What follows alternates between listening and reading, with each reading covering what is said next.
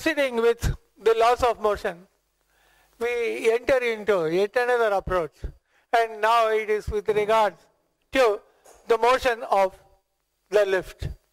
So a person is sitting or standing inside the lift. So what will be the effectiveness of the force or maybe the acceleration when one, the lift is moving up, two, when the lift is moving down. So for that, what you have to understand is that when the person is standing inside the lift, his weight will act down, which is mg, we know it. And when he stands on the lift, then lift will apply an opposing force. Then only he can remain inside intact. That opposing force we know is called the reaction.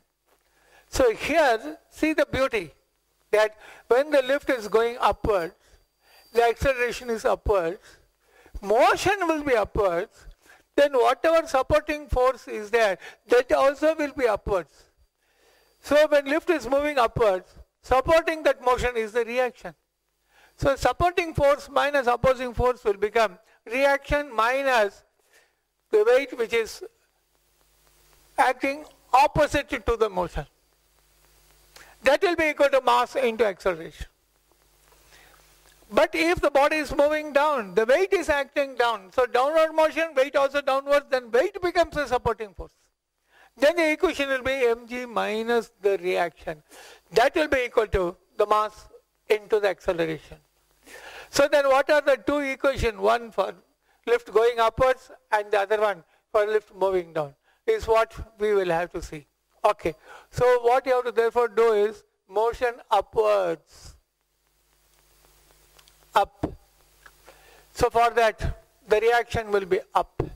So that will support the upward motion minus the opposing force. For upward motion, force acting reversely, that is down, will be the opposing force mg. And that will be equal to the mass into acceleration.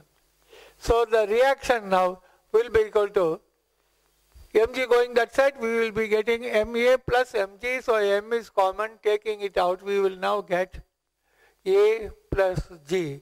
So remember that whenever a body is moving up, then the reaction will be adding both of the acceleration. Acceleration of the lift and acceleration due to gravity. So a reaction will be m into within the brackets a plus g. Right. Then when the motion is down,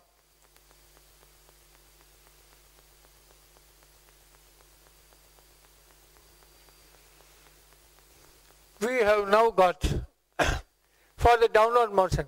Motion is down, in the downward direction whatever force is there, that will be the supporting force. So now the supporting force is mg.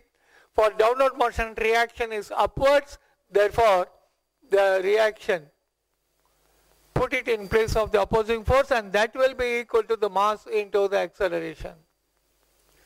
So now that reaction, bring it to the other side, minus r will become plus r. If you bring that mass into acceleration on the earlier side, we will get m into g minus m into a. So you get therefore the reaction to be equal to m into g minus a. So that will be the equation 2. So for moving upwards, what happens is that you have to go against gravity, so reaction will be more. Remember this hint. So gravity is supporting the motion when the motion is downward, so reaction will be less. So remember it like this. That is all. With these two information, we can solve the problem. So see the question. If I jump off a table with 100 Newton weight on my hand, what will be the thrust on my hand? When you are jumping from the table, that's all, you are falling under gravity. So your acceleration will be the acceleration due to gravity. So that if you understand, there's nothing in the problem. Otherwise it will take quite some time. So if I have already told you, if I jump off the table and the weight is not on my hand, it is separate, then my acceleration is g, acceleration of this freely moving body also will be g. So both will cover the same height. That is, the acceleration will be the same for both. So what happens is, for downward motion, you have this m into g minus a is also g, so m into g minus g, therefore the reaction will be 0. The reaction of my hand on this body will be 0 when I am jumping down. That's all. So that is, when I am jumping down, this is also jumping from the same height, like this, then whether you remove your hand or keep the body on the hand, it's all one and same thing, no difference. So what you have to do here is, here you become, here, not you, I am a freely falling body.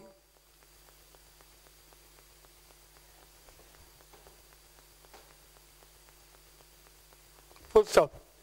Therefore, A is equal to G. Therefore, reaction R will be equal to M into G minus A, that is equal to M into G minus G, and that will be equal to 0. So that is the answer. The thrust on my hand will be equal to 0. The second question is given on the left. So, and what is given there is, body of 100 Newton is placed on a plane, means horizontal plane. It is ascending with a velocity of 30 meters per second. So when it is going up, many people will be thinking that for upward motion R is equal to A plus G, so it will be more than mg. No, it will be equal to mg only, because with the velocity, nothing is mentioned about the acceleration. And velocity of 30 always means the velocity is a constant. Therefore, acceleration is 0. So, for the next problem, in this case,